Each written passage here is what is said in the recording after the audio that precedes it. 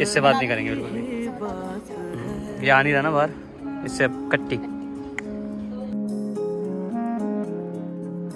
कल की ही बात है, बाहों में पहली बार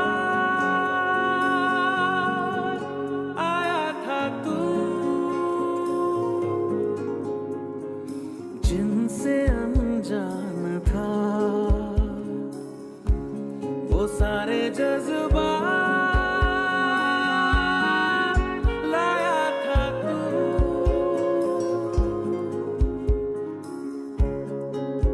हैप्पी बर्थडे डीवी। मुझे कुछ समझ नहीं आया कि मैं तुम्हें क्या गिफ्ट दूँ। जो मैं बेस्ट कर सकती थी वो यही है, तुम्हारे और रूरू का एक मैग्निफिसेंट 1 ईयर टुगेदर, क्योंकि तुम भी पहली बार पापा बने हो और ये बहुत अलग फीलिंग है, मैं जानती हूँ। उस दौरान तुमने मेरा बहुत ध्यान रखा और तुम्हारी और रूरू की जो बॉन्डिंग है वो बहुत अलग है। वो एक तो बिल्कुल तुम्हारे जैसी लगती है देखने में, जैसे कि तुम कहते हो she is just like you.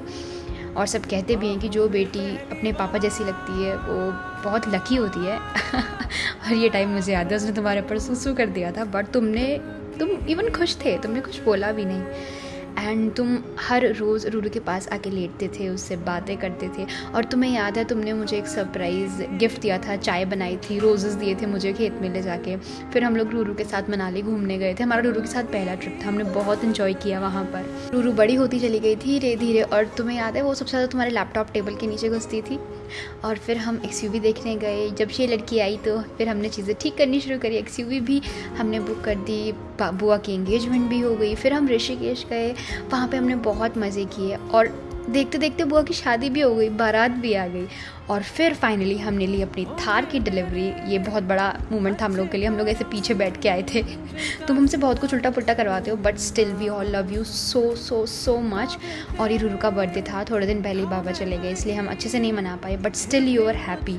और तुमने अपने उस दुख को पीछे छोड़ के चीज़ें ठीक करने की कोशिश की। और फिर हम गए वैष्णो देवी। ये हमारा बहुत ही सुंदर सा ईयर था। आई होप कि जो कुछ हो अब बेस्ट हो हमारी लाइफ में। And I love you. जिनका सिला यूं बिना